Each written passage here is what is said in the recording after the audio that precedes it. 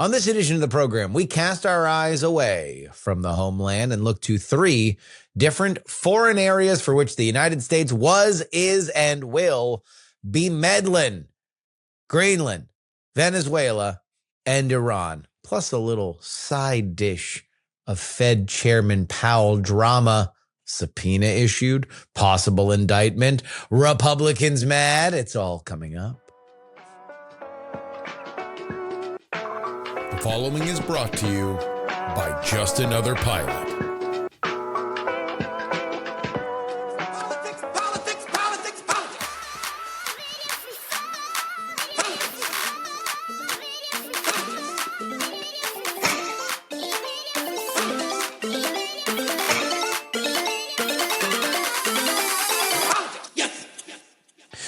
Hello and welcome everybody to the Politics program for January 14th, 2026. Your old pal Justin Robert Young joining you here. In a little bit, we'll be joined by a very special guest. Two, really, but one of them's the main event. He's an old man from way back when, retired in the early 2000s, but his last post was in Venezuela. This is a man who knows intimately about the buildup of American or foreign interests that were coming in to Venezuela to help pump out oil and what happened after Chavez took control. I believe he is a very unique window into specifically the conversation that we are having now as to how much reinvestment would need to come in to have Venezuela return to the kind of production that they saw in the late 90s and the early 2000s. The man's name is Al Brushwood, the father of Brian, who also joins us, my co-host on the Great Night comedy program. His dad was nice enough to take time out of his day, and that interview will be a little bit later in the show. We will also talk about the latest when it comes to Iran. The internet is off. Allegedly, the guns are out. Protesters being killed in numbers that I don't know what to believe. Similar to another Middle Eastern tragedy that happened over the past few months. I don't know what to believe. I have no idea. I don't think anybody really knows what to believe there. But the president of the United States weighing various different options and seems to have landed on one of them, at least this morning as I record this on Monday. And then also, Fed Chairman Jerome Powell has been issued a subpoena to discuss cost overruns at the new Fed headquarters. Now, that's not how he read it. No. In a statement, both visual and written, he came out at the beginning of last week, classic DC move, set the agenda, and said the Trump DOJ is being weaponized against Chairman Powell because he will not drop interest rates as fast as the administration wants him to. This has resonated with many throughout not only the Trump administration, but also rank and file Republicans throughout the Senate. The never at a loss for words Senator Kennedy of Louisiana said that we need subpoenas for Jerome Powell like we need a hole in the head. Reportedly, Scott Bessent, the Treasury Secretary, very mad about this. We'll discuss in further detail. But we begin with this, man, a lot of heavy stories out there. And so apologies if this is a little light, but it was something that I needed this morning, especially after my Steelers were totally dismantled. The organizers of a traditional Greenland dog sled race are investigating how an invitation was sent to a U.S. political figure linked to President Donald Trump's ambitions toward Greenland. The Greenland Dog Sledding Association said it was alerted by an American journalist that Jeff Landry who Trump recently named as a special envoy to Greenland, had been invited. The association condemned what it called unacceptable external political pressure and said foreign political participation in the race was inappropriate. The incident comes amid heightened tensions over Greenland's autonomy and Trump's renewed claims that U.S. control over the island is of strategic necessity. Now, look, the Trump administration, I think, has understood, at least on this issue, that while it is very easy to rile up the libs, and Stephen Miller goes on Jake Tapper's show and talks about, well, we're not ruling out military force. From my vantage point, the Trump administration has realized there's not as much to gain by riling right now on this issue, especially when you're talking about things like possibly attacking a country that is affiliated with NATO with military might. And so you've seen some change in tone. There was one leaked report essentially saying, come on, guys, it's just a goof. We just want the gullible libs to get freaked out about it. And then another that said, in a more sober tone, this is not about attacking NATO. This is about defending NATO. This is about if a NATO country does not have a strong military presence in Greenland, and guess who among the NATO countries would have a strong military presence anywhere? Your boy. Then China or Russia will. And they will do it through either hard power or soft power, but they are coming for those now newly opening Arctic shipping lines by way of icebreaker navies and anything else that they need. This is a huge issue, one that needs to be taken seriously. Now, that sounds a lot better than Greenland mine. Greenland? You made this? I made this. Which is kind of the summarized version of the Trump messaging on this topic up until now. But I'm not here to discuss any of that. No, I'm just going to operate under the assumption that it is better for the free world if Greenland is more under the American sphere than under the Chinese or the Russian. I'm just assuming that is fact. And what I am doing is my duty to my country, and I am presenting some ideas as to how we can win the populace of Greenland. Right now, they're trying to kick us out of their dog sledding competitions, dude. Not going great. Governor of Louisiana can't even go to their dog sledding competition. What if Lane Kiffin wants to scout one of the sledders? You ever thought of that? We need a better cultural relationship. And here are my ideas. Number one, the top sport in Greenland is handball.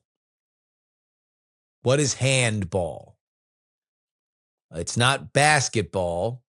You don't dribble the ball and you don't shoot it into an elevated hoop. It is obviously not soccer or football because you don't kick the ball. It is what I would describe as essentially soccer if you could walk. It's basically like water polo on land. You throw the ball, you can walk the ball, you shoot, you try to throw the ball into a soccer style or hockey style net. All right. It's not hard to follow it. I watched a couple YouTube videos. It's understandable. How do we merge that with American culture? How do we make America fall in love with a foreign sport we don't care about? Good news is we've been doing this fantastic over the past decade. Make a television documentary series where the heroes are the players of the foreign sport. Why do you think kids care about F1? Drive to Survive on Netflix. Why do you think people care about the Wrexham Soccer Club? Because Rob McElhaney and Ryan Reynolds went out to wherever the hell Wrexham is and shot a series that now airs on FX. And people watch these games as they are being played live, so they will know what is happening in the series. Now, I don't know exactly how this plays out. Maybe you dispatch an American celebrity who just says, look, I really believe in handball. I love handball. I want to see this do great. Maybe you just go shoot it like a Hard Knocks or one of those kinds of HBO documentaries. Everything's going to be in subtitles, right? I think so. I don't know how many of the handball players speak English, but I think we can get something going here. Welcome to Wrexham for handball. Let's elevate the sport. Let's stay on the athletic side. Here's my idea number 2. One of the most popular things that happens in Greenland are Arctic games, games that are more traditional to the Inuit foundation of the natives. America's got that. We got a whole state with their own Inuit tradition that also loves playing Arctic games. So let's do a little Super Bowl, huh? Greenland Arctic athletes, Alaskan Arctic athletes. One big, you do it every 2 years, right? Kind of like the Pan American Games. We go there. You know, you have in Greenland, the Alaskans come to Greenland 1 year. You have the Greenland folks come to Alaska 1 year. We make a big deal about it. We put it on television. We really kind of blow it out in both areas, but we get one of the major networks to cover it. Now, all of a sudden, we're all watching a bunch of random games. FanDuel, DraftKings. You're telling me that there's not we've gotten such an entire generation hooked on gambling, so they wouldn't bet over under on log rolling for 2 dudes with 9 U's in their last name? Of course they will. Of course they will. Let's move out of the world of athletics. One thing that Greenland loves, according to my research, is horror movies. There's a deep tradition of folk tales that, like many icy, dark regions, tend to border on the macabre, the scary. They have a history of locally made horror movies, but they also love foreign horror movies, our horror movies. Nobody makes horror like us, except for maybe the South Koreans or the Japanese. But still, we love horror movies. We make horror movies. I'm saying that you need to get Jason Blum from Blumhouse, fly him out to Greenland. Maybe we do a soft reboot. Maybe we do an actual reboot. Blumhouse loves getting the rights to classic horror movies, doing a new version of them. You're telling me you can't get Austin Butler up to Greenland to shoot a new version of The Thing? Let's make it happen. I know Blumhouse likes working on a budget. We can peel off a couple million. We can peel off $100 million to have Austin Butler go to Greenland and shoot a remake of The Thing. This is national security we're talking about. We spend $100 million on a lot dumber stuff. Finally, this might be my favorite. We need to conscript Ben Stiller. We need to go to Ben Stiller's house. And we need to say, Mr. Stiller, your country needs you. We need you to come with us immediately. Now, he's not a fan of the Donald Trump presidency. He is a staunch Democratic supporters, so this might be a little controversial. This might be a little hard, but we need to forcibly take Ben Stiller from his home. And the reason why is this.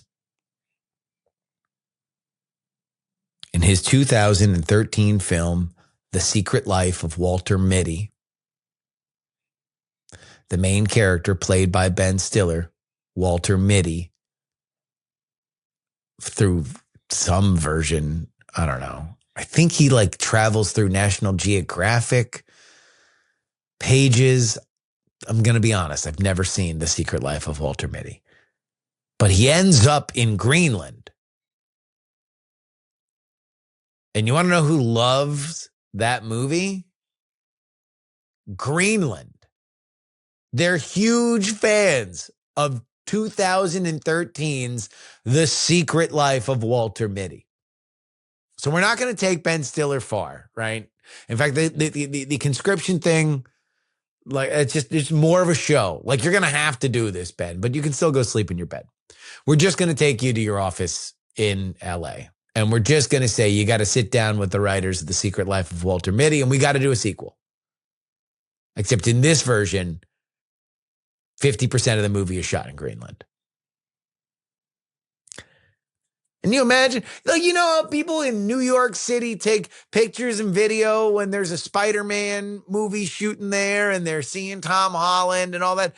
These Greenland folks are going to go nuts. Secret Life of Walter Mitty 2, the biggest thing that could possibly happen to the entire country. By the time that the credits roll, they're going to be walking out, and there we are. We're going to try to push a petition or a snap election. You're going to walk out of The Secret Life of Walter Mitty 2, and there's the loving embrace of Lady Liberty saying, huh? Who you love?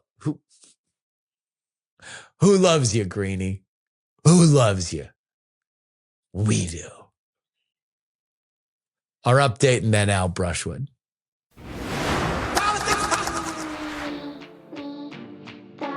This is your update brought to you by TakePoliticsSeriously.com. That is where you need to go if you would like to have your world saturated even more with political content. Our Thursday episode may be a little delayed, either early or delayed. It's going to be one of the two because, or it's going to be at the airport in San Francisco because I got a little day trip to take care of. Anyway, you'll get that. You'll get it when you need it. You'll get it when it's ready, but you will get it at TakePoliticsSeriously.com. President Donald Trump publicly urged Iranian protesters to escalate demonstrations and, quote unquote, take over government institutions, marking his strongest endorsement yet of regime change amid ongoing unrest in Iran.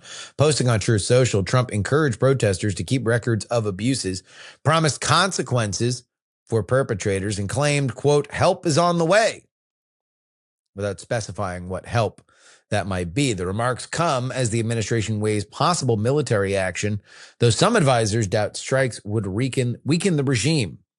Human rights group Harana, not going to lie to you and tell you that I've heard of this organization before, estimates that roughly 2,000 people have been killed since the protests began. The true scale remains unclear due to an internet blackout. All I can do is tell you my perspective on it. I don't trust any numbers at all whatsoever. I don't trust them low. I don't trust them high. I don't trust them. I have no idea. I don't trust a lot of video that's coming out of Iran because it's very easy to show video of an international location under duress and make you think that it happened right now, especially in Iran. Especially when none of the footage is, 8K. It's all potato quality. There's been a lot of unrest in Iran over the last decade. We have no idea what is or isn't happening.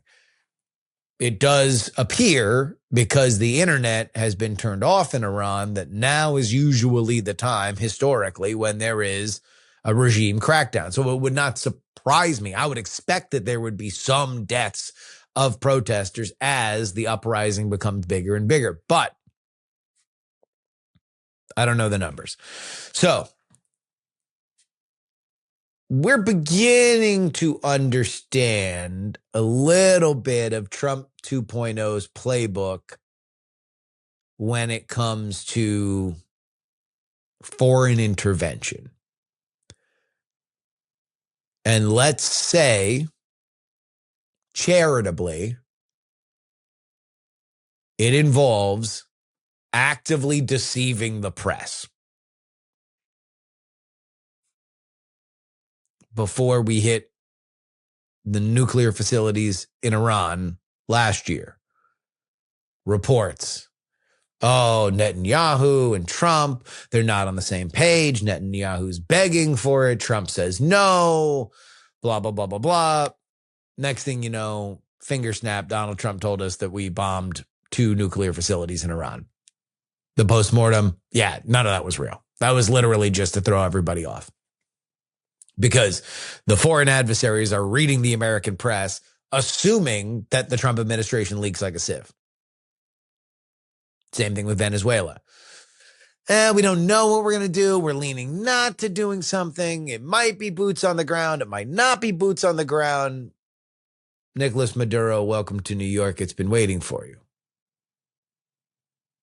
According to apparently somebody, CNN reporting that the Havana syndrome thing may be real, and we may have used it against the guards in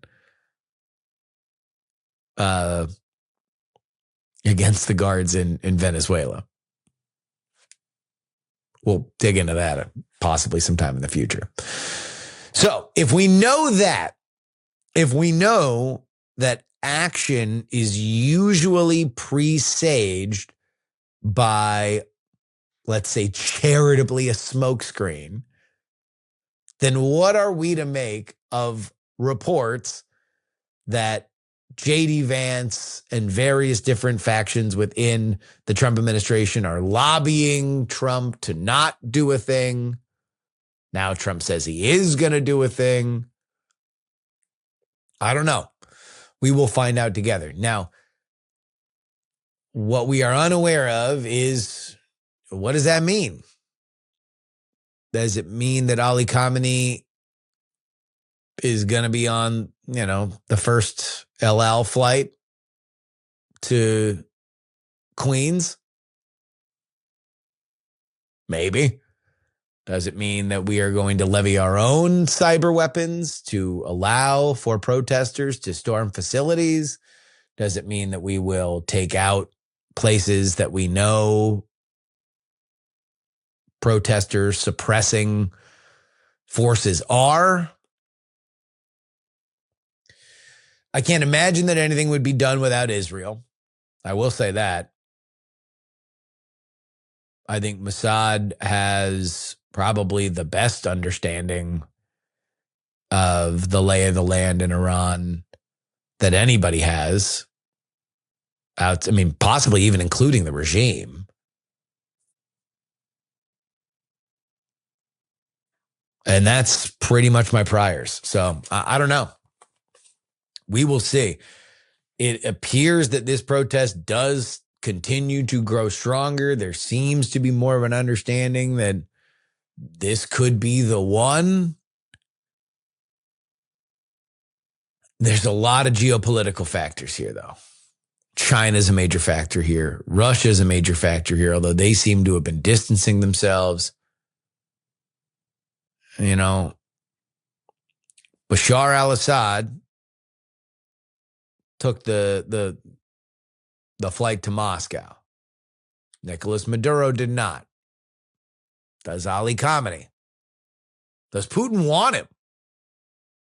Does he go to Beijing? Does he go somewhere in the Middle East? I don't know.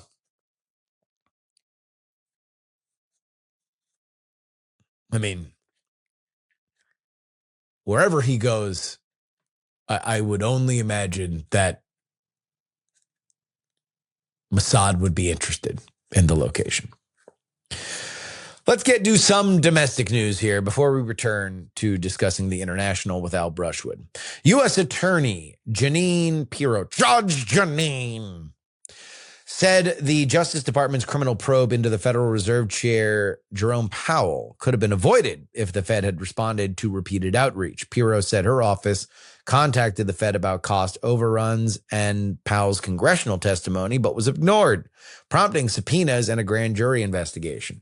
Powell said the DOJ threatened indictment tied to his June testimony about a $2.5 billion over-budget renovation of Fed headquarters. He warned that the probe fits a broader pattern of political pressure from President Donald Trump, raising concerns about Fed independence. Several Republican senators and former Fed chairs criticized the investigation as unprecedented and harmful to the central bank's autonomy. You might as well have just replaced Judge Janine's commentary with beep, beep, beep, beep. That's the DOJ backing up. And it's because there's been a lot of pushback.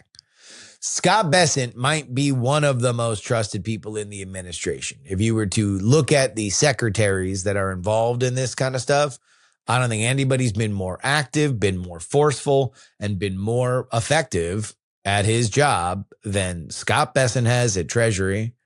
Secretary of State Marco Rubio has been. They're the ones who have gotten kind of A grades from people.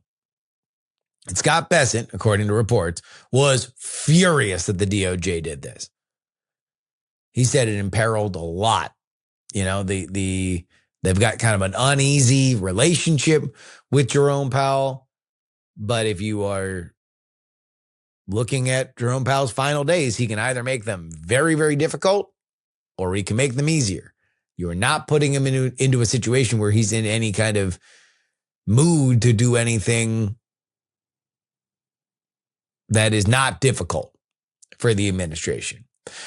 Now, the Department of Justice says, look, this is because the building is too expensive. It's because the costs have overrun. You see a lot of leaking about like, well, it's because there's a big garden upstairs and there's executive elevators and there's big bathrooms. Nobody really cares about that. Look, money comes in, money goes out in D.C. The numbers are so large with the federal budget that $700 million, aside from, you know, it possibly being the funding for Walter Mitty 2 through 8, nobody is going to care about it, right?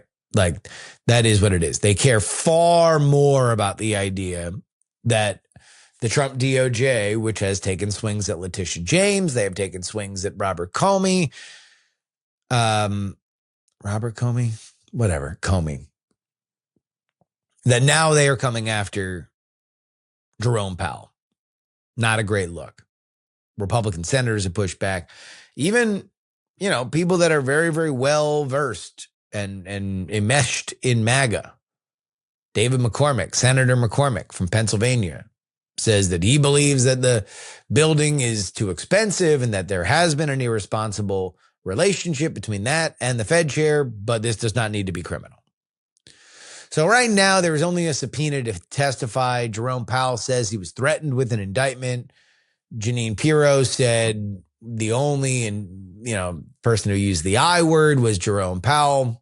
I expect this will kind of fizzle into the background. We'll probably get some background reporting saying that this is kind of being quietly dropped, but still, bad news. And here's why. You know, the Fed, the Trump administration wants to, in the public, push the Fed into dropping interest rates. One of the things that the Fed said that they were worried about was inflation remaining high. Well, inflation very barely beat expectations on Monday. Inflation remained at a 4-year low in December, according to new data from the Bureau of Labor Statistics, easing slightly, but still above the Federal Reserve's 2% target. The Consumer Price Index rose 2.7 year over year, with core CPI increasing 2.6. Although core CPI, which is fuel and food, That had been the major driver. And in this report, it did fall below. So it was not over. Core CPI was not the number one thing that was happening.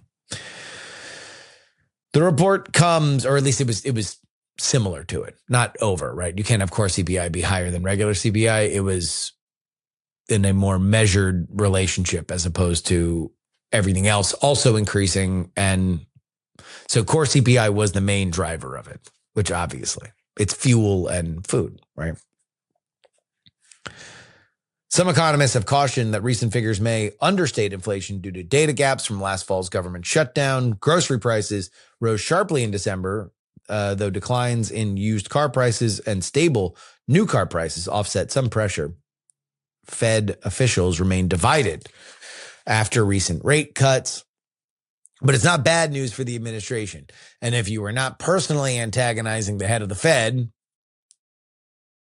today, the headline would have otherwise been, I don't know, maybe there is room for more rate cuts, which is what the administration wants. I don't think they're closer to getting it because of Judge Janine.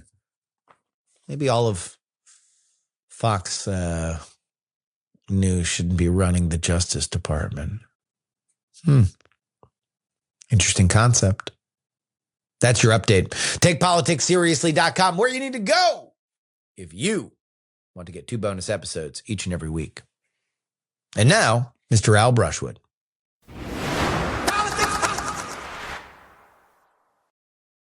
I would like to welcome to the program our guest, Al Brushwood, and his son, Brian Brushwood. Welcome to the program. Oh, man. I didn't know I was being roped into this. Here we go. Of course you're roped into it. Oh, no. Was it when I explicitly asked you, do you want to be on the interview? Oh, well, I thought you meant like be a handler, but I guess you're right here. I think you also can contribute to the conversation. Of course. The reason why I wanted to have Al here was because in a bygone era, you were a veteran of the oil business and specifically the oil business in Venezuela in the late 90s. So as we look to a Venezuela that is obviously changing directions on some level, Maduro is now in New York City and no longer Caracas. It appears as if a blockade is making the current regime a lot more compliant than they would have been otherwise. And you had a gathering in the White House last week with oil executives about rebuilding the capacity there. It would probably benefit myself and all of the listeners to actually know what the hell they're talking about by talking to somebody who was there when oil production was at a larger level than it is now. And so thank you for taking time out of your day to talk to us. Well, I'm happy to be here, and I'll share a little story about Venezuela. Okay. Is that the way you want to approach Let's this? go. Yeah. Okay. Venezuela has a long history. They have expropriated oil company assets and value at least twice in the 50s, and then in the 90s. It led a socialist government and mindset up until Caldera came into office, who was a more progressive person, began to try to convert the country from into a meritocracy. Yeah. As opposed to everybody gets bebos and bobos, winners and losers, and people that get taken advantage of and people that take advantage. So that's the kind of structure that was there. We did a joint venture with PDVSA, which is the Venezuelan oil company. Yeah. They own Citgo. Who were you with at the time that I was with Conoco. With Conoco, okay. And I've been with Conoco for a long time, and we formed a joint venture to implement this arrangement we had, where we agreed we could take this heavy oil in the Faja region, produce it with a diluent, take the diluent up to a upgrading facility, cycle it through, return the diluent back to be able to produce the heavy oil again, but produce sellable crude on for the market in northern Venezuela. And that's the real strength of their reserves is in the heavy oil. Okay. So at the same time, Conoco invested a bunch of money. I mean, $400 million probably. We, over the 3.5 years that I was there building the project, or with people that were building the project, that was $3.5 billion. And what we did that, and we had the offshore loading facility and a pipeline between the two things. And once you get the project done, you need to be able to hand it over to an operating company. Yeah. So at the same time we were building it, we were trying to build this meritocracy-based business and mindset. And PDVSA, who, you know, well, everybody. Quick question, just because I think this matters, and this is something you can help disambiguate.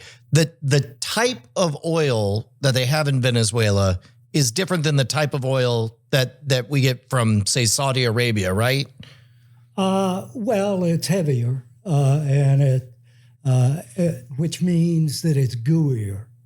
And what you have to do in order to produce it is have a solution by dilution. You add a lighter product to it, Gotcha. Mixes it together, it'll flow, and once it flows, it brings up the rest, some of the nasty stuff with it. Yeah. And so there's a process to it. yeah. Yeah. And Conoco was very good at it and had expertise in coking and the byproducts. So I guess I'm now kind of getting a little bit more of a sense here that Venezuela represents a tremendous opportunity, but only with a certain level of expertise, where it is a gigantic reserve, but it takes fairly specific, aggressive, and expensive processing to really realize what is beneath their feet. Yeah, and part of what Conoco brought to the project was horizontal drilling. And what that does is reduces the wellhead exposure and does it in a eco-friendly way. Yeah. So anyway, we had a lot of expertise that we brought to the table. Venezuela was headed in that path. So in 96, we signed on to the deal. I went down as the finance manager for Petrozawato, which was this new company. Anyway, and what we started with 12 people, 6 from each company. Okay. And formed, they were the basic positions that you have to have. You have to have operations, and you have to have, so you had a drilling organization, and you had a finance and computer support that supported the project while it was ongoing, but was setting up procedures and policies that would take it forward after we left, because we didn't intend to be there forever. Right. Yeah. And so the key to the way that's interesting. So this was going to be setting up a joint business between the two companies, but in terms of your role there, you were just there to get it set up, and then it would be its own operation. Once you get to the operating stage, it's just a different crew that needs to be there. Yeah. It's a 3.5-4 year construction, installation, operations setup process. And so you get there in 96? In 96. And that was, Caldera was still in charge. I was going to say, doing some quick math. There's going to be an interesting thing that comes toward the end of this project. So in 98 is when Hugo Chavez got elected. Yeah, there's an attempted coup. It's rebuffed, and then he gets elected, right? That was in 91, 92. Okay, 92, the attempted coup. Caldera did was to pardon Hugo and let him out of prison. And then 6 years later, he's selling this socialist system to the Venezuelan people, talking about the Bolivar reuniting of all South America. And so anyway, he got elected. And as a result, what was your sense of Caracas before he got elected, and what was the mood that changes after he gets elected? Well, the first 6 months we lived in Caracas, and in an apartment, and wives were not able to go out on their own. Everybody had to have a driver. So it was a pretty dangerous place to be. Yeah, that's right. And you see a lot of military around. And who were you not wanting to run into in that period? Like who's out there in the streets? We had a joke about the national anthem of Venezuela, and particularly Caracas, was the alarms on cars going off for being broken into. Gotcha. So there was, there were people who were from outside the city that would come in and break. Well, the city. In the city. I mean, it's a giant city. Gotcha. It's got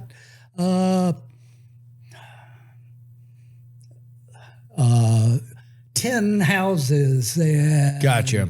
fabricated things on the side of the hill. Well, and I could speak to this part. I mean, you're talking about the barrios, right, Dad? Yeah. Yeah.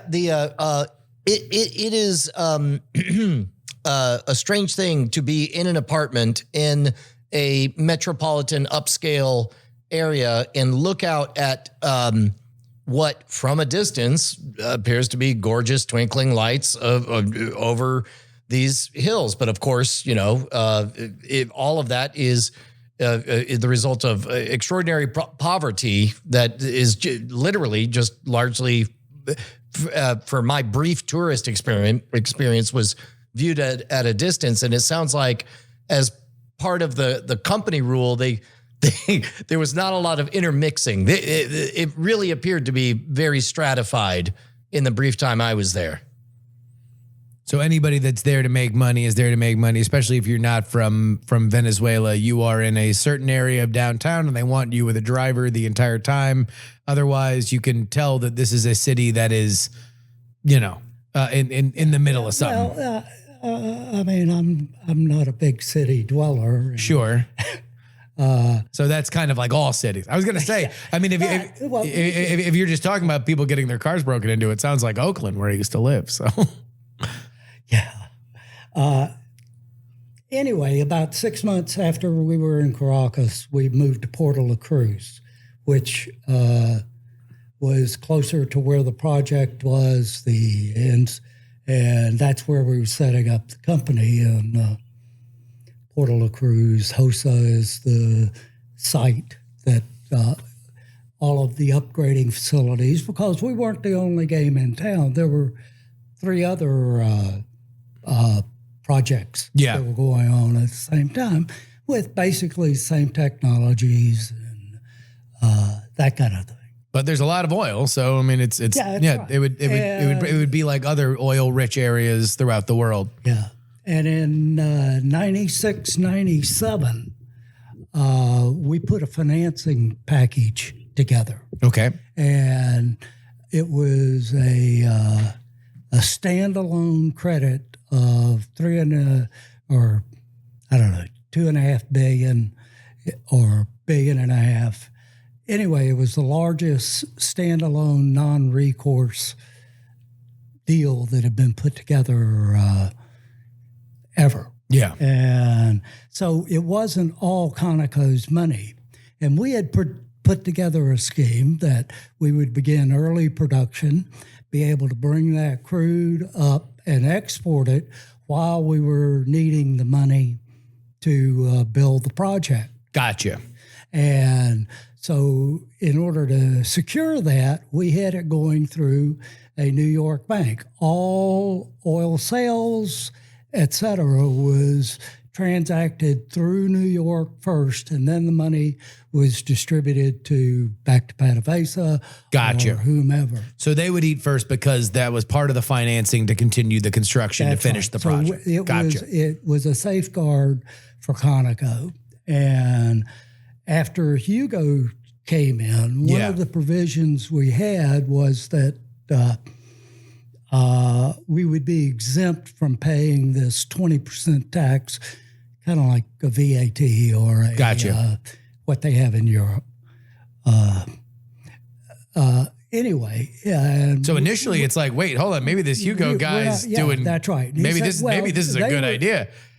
Yeah, they were trying to say that we should go ahead and pay it, and we would get a refund back. Yeah. And no, we're not going to pay it. Yeah. And the leverage of having the banks involved and the creditors and the third party involvement and the growth element that it offered for Venezuela, it was an excellent step forward. Yeah. And Chavez came in and socialism took over, and the results are it's been a long time. Well, I want to get to that and specifically kind of how that dies, but how long specifically were you in Venezuela post Chavez ascension? 98, 99, and I left early 2000. And how different had things changed by the time that you left, specifically for your job with Conoco and working with this joint venture? Like, did everybody kind of understand that there were rocky roads ahead by the time you leave, or is it like, I don't know, maybe? I was able to retire when I left Venezuela. So I have a unique perspective on it. You were happy to pull the plug. That's right. Yeah. And it was difficult because I'll tell you what happened to me. Yeah. I bought a boat, had it shipped down to Venezuela, and we were right offshore was about 100 islands of a national park, just gorgeous, fabulous reefs and water and great temperature and that kind of thing. And you're just and for folks who are not aware, you're a big out on the water kind of guy. Like this is your happy place. Yeah, that's right. And I was out there on a Sunday in my boat, and they pulled me over and were writing me a ticket for boating while white, not flying a Venezuelan flag on my boat on Sunday. On a Sunday. Wow. And so here's the Guardia Nacional. Was that just a bribe shakedown, or were you aware that was a rule? No, I didn't know it was a rule. Okay. And so every boat that came by, I would say, that boat doesn't have one. Go give him a ticket. Yeah. And then I found out on Monday when we go to court, or my lawyer, went to court on the boating ticket? Goes to court. Okay. There's about 15 other of us out there that have gotten the same. They wanted a $700 fine. Well, they wanted a $300 bribe. That's what they wanted. But we don't do that. I don't do that. Yeah. And there are expediting fees that have been paid. Yeah. Yeah. But so it's not potential. And the Venezuelan people are wonderful. They're very bright, articulate, beautiful mixed people, great, multiple Miss Universes. Oh, trust me, they all moved to where I grew up in South Florida. The joke is there's this town where I grew up called Weston that is called Westonzuela because post Chavez during the diaspora, so many moved up there and just kind of took over so much of Weston. But yeah, I mean it is a very specific and proud people. But when you look at, I believe this is true, that the second largest diaspora after Syria in the century we are living in right now is Venezuela. And that was not because of a civil war. It was because of just the government of Venezuela and how much the economy took a nosedive post Chavez. Yeah. And then obviously Maduro kind of accelerates things on another level. Well, Maduro is Hugo's number 2. Yeah. And one out and is a thug. Well, yeah. I mean, it's like, there's the whole copy of a copy thing where for whatever Hugo had to get into power, Maduro did not necessarily. So let me ask you, just to keep it specifically on the oil side. So that project that you were working on, it was completed or it was in the process of getting? Yeah, the project was completed. The project, it was operational, and then I left, and I wasn't there for some of the startup and some of that kind of stuff. But Conoco finished the project, and I left, and then in probably 2001, my number 1 lieutenant, who was a Conoco expat, was the last man standing. He was the finance guy. Really? And they got him out of the country. Yeah. There was a warrant out for his arrest. Because everything had been nationalized by Chavez. So Chavez sees all of this stuff that had been built up over the last decade where the international oil community, energy community felt that Venezuela was a place where they could invest all this money. They did. Chavez says, wow, you guys are so greedy. We need to keep this money for Venezuela. This is my understanding of it. So correct me on anything that I might get wrong based on yours. But there's this one moment in the early 2000s when the price of oil spikes.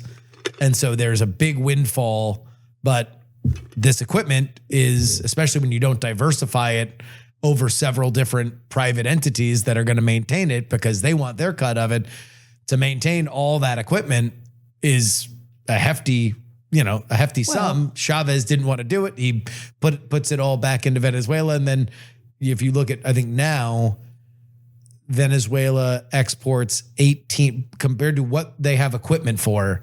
They produce 18% of what they could pull out of the ground today. And even that, they wind up selling under market value to China primarily. Well, I don't think Maduro ever had the best interest of Venezuelans in mind. Yeah. And I want to say that in 2000 we had 9/11. Yeah. Early 2000. I remember it. Yeah. And Brian, do you remember that? I'm not familiar. Did you forget it? do you remember where Because there was were? there was a specific rule. Anyway, go ahead. It's an ongoing joke. Yeah. I'm sorry if I'm talking. No. This is why we have you on. Yeah. Yeah. So 9/11 happens. Anyway, let me put it this way. I'm proud of Conoco 4 was that my lieutenant that got left there was well taken care of in the rest of his career. They got him out for being the last man on deck. Yeah. I mean, and that's what the oil company is very militaristic in organizational structure. Yeah. And I would imagine it's probably a lot of ex-military people that are involved. Yeah. I mean, you gotta treat it with respect. Yeah. And as a result, Chavez's answer was to put generals in charge of all businesses. Yeah. And people that don't know anything about the business, but they know you pay $70,000 for a contract for somebody to come in and sweep. They're going to get their $7,000 out of it or whatever the number is. I don't know how it all works. I don't care to know. Yeah. But the thing you're going to get is you're going to get resistance of the big oil companies going in and spending big money. This is right now. Right now. Okay, so right now, yeah. But the objective of getting past production, that can be done with proper project team management and a lot of individual wildcatters. I'll call them that. Okay. Whether they are drilling wells or whether they are pipe fitters or whatever's needed to get it operational. There's traction to that. So, and particularly if the government holds and the second tier of the government converts or decides to go live elsewhere, and you can make the changes to Venezuela, but it's not going to be a quick fix on the real objective of developing all of their natural resources. They're blessed not only with oil but all kinds minerals of and yeah. And so now we are in a situation, the big reported controversy out of the White House last week was that some of the oil companies were more excited than others. I think Exxon had some very negative comments about not wanting to invest in Venezuela. And part of that I'm hearing from you is that I can't imagine that Conoco was alone. You mentioned that there were 2 or 3 other companies that had spent billions of dollars on equipment and resources and deals and financing, and all that stuff got just taken essentially overnight. To do that again that's a big ask unless you have guarantees from the United States of America that this stuff is going to stay safe, right? That's right. And, Trump time is yesterday. But I think a lot can get done. I don't have any idea of the mechanical capacity situation of where things are right now. But you do think, that you mentioned before with wildcatters and pipe fitters that there's traction to be had probably sooner than some of the big companies, as long as the government does remain. Yeah, and what it seems to me Trump's done is he's in charge of the oil exports. The United States are, It's his New York City bank. That's where all the money is going to come to us first, and then we're going to distribute it. Well, that seems to be, it's interesting to see what happened, because in the past, the United States, in terms of regime changing, has relied on us putting in somebody that we believe we can trust and then trusting them to make decisions. In this case, we did not put in somebody we trust. In fact, we have somebody that we explicitly don't trust right now, but we do trust the Venezuelans to be in such a kleptocracy where all they care about is where the money's coming from. And so if the United States can control the flow of money by way of a blockade, then there is more to be done than putting in somebody in Caracas that is, let's say, quote unquote, pure of heart, but then would have to deal with a very corrupt system. I mean, with the 12 people we had between the two companies, there were still big cultural differences between PDVSA and Conoco, and between Venezuelan approach. I like to say they think if you got a rule book that thick, that ain't near enough. It needs to be about that thick off the ground. Because we got to figure out all the things people can do. As a result, you throw that stuff away. It's too many rules. Gotcha. Business and, the golden rule, do unto others as you'd have them do unto you. That's all our laws are supposed to assure. Yeah. And anyway, that's a field. So just to give people a sense of the scale, the project you worked on in Venezuela, how much oil would that produce in, let's say, a month or a year when it was fully operational? That's one of the data points I didn't refresh myself on. Yeah, I mean, I guess it's hard for me even to wrap my head around, like, is Venezuela, obviously we hear a lot about how big the reserves are, but obviously it does require this extra processing. So it's like, is that... It was at least 100,000 barrels a day. Okay. I mean, I apologize to my cohorts, not to all the remember oil that. heads that are in the chat, right, or in the comment section. Lay off them. It's been a while. We do the measurement and collection. Okay? Yeah. But would that be in comparison? Where would that rank? And let's just say 100,000, just for the sake of Actually, breaking fact-checking news over here. Let me double check that I got this right. Per ChatGPT, that's the wrong thing. There we go. It says in the ballpark of 100,000 to 130,000 barrels per day at peak operations for Petrozuada. And then, so that would just be the one. Excuse me? Group company. Petrozuada would be the one group company. That was the company that was the company. That was the company that you guys were. All right. And then if you're saying that there are 2 or 3 other joint ventures that were in the same area, then we could reasonably assume that everybody was producing at around that level. So that is, close to a half million barrels a day. Yeah. So that's, and they're producing or selling 1 in a little bit now. Yeah. And Brian, if you wouldn't mind, just so we can get a sense of scale, what would be the output of like Saudi Arabia per day? 8 million a day. 8 million a day? Yeah. So that would be, all right. So, I mean, it's not Saudi Arabia, but it's... well, I mean, the U.S., I mean, I rode the oil industry from... I joined in 1973. By the way, Dad's batting 1,000. Sure enough, Saudi Arabia around 8 to 9 million barrels per day in the early 2000s during the same time. Yeah, sorry, nailed it. You nailed it. You nailed it. No, sorry, you nailed it. Yeah, Saudi Arabia, 8 to 9 billion every single day. So this would be a $500 million, but that's certainly enough to affect the OPEC prices and all that. Yeah. I mean, the dramatic thing is domestically, we were producing maybe 5.5 million barrels a day at not that many years ago. Yeah.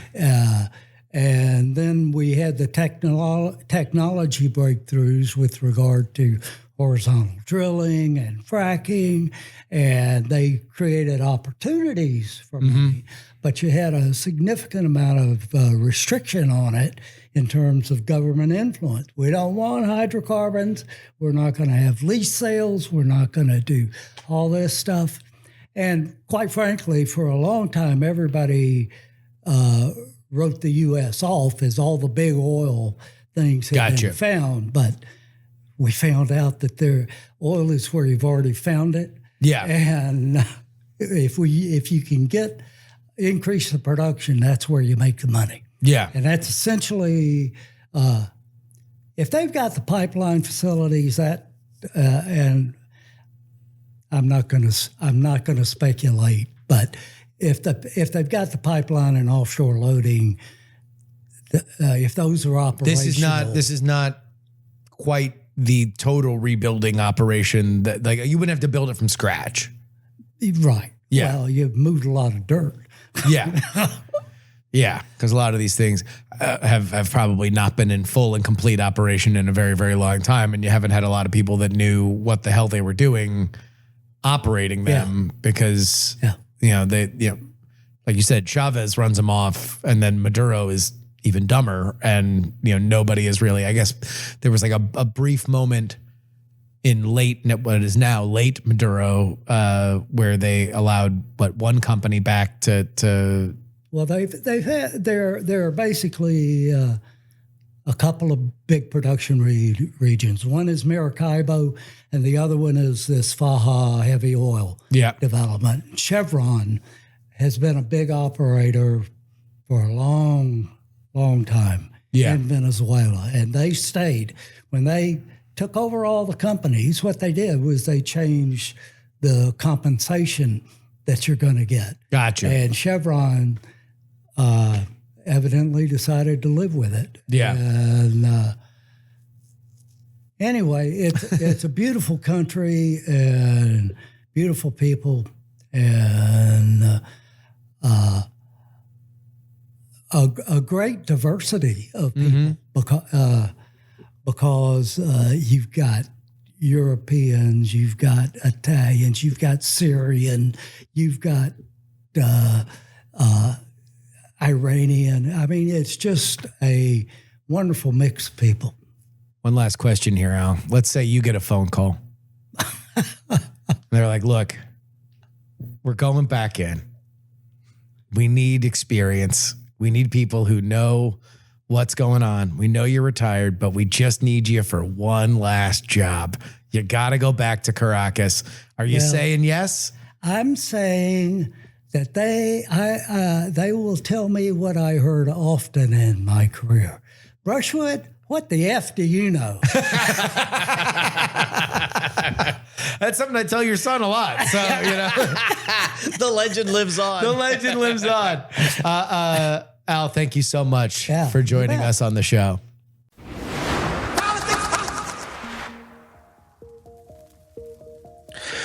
And that'll wrap it up for us today. Politics, written and hosted by me, Justin Robert Young, for Dog and Pony Show Audio in Austin, Texas. Send me an email, theyoungamerican@gmail.com. Find, follow, and share clips of the show at Justin R. Young on TikTok, Instagram, and Twitter.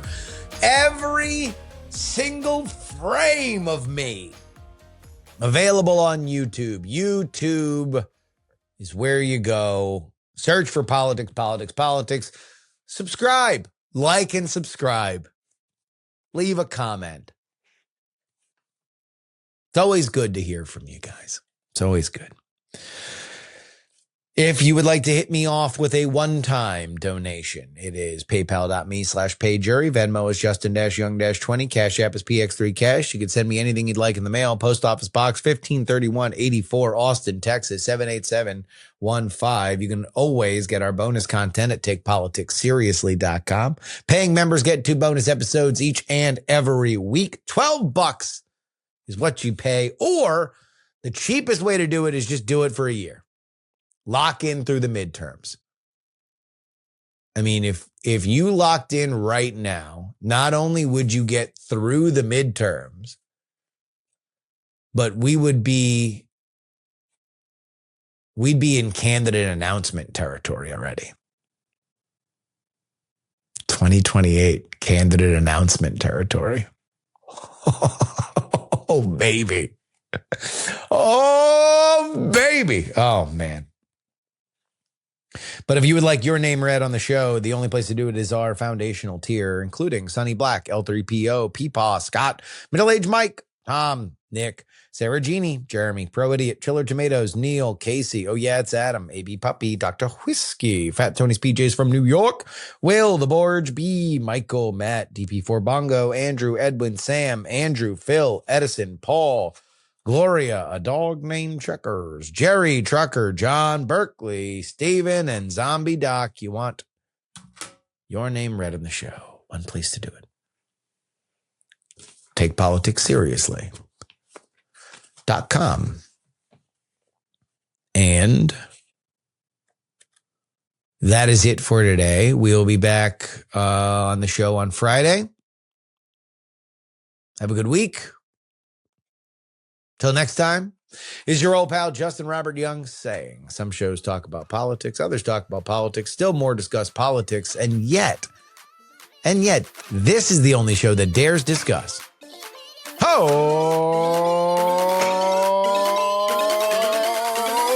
Free. Diamond Club hopes you have enjoyed this program. Dog and Pony Show Audio.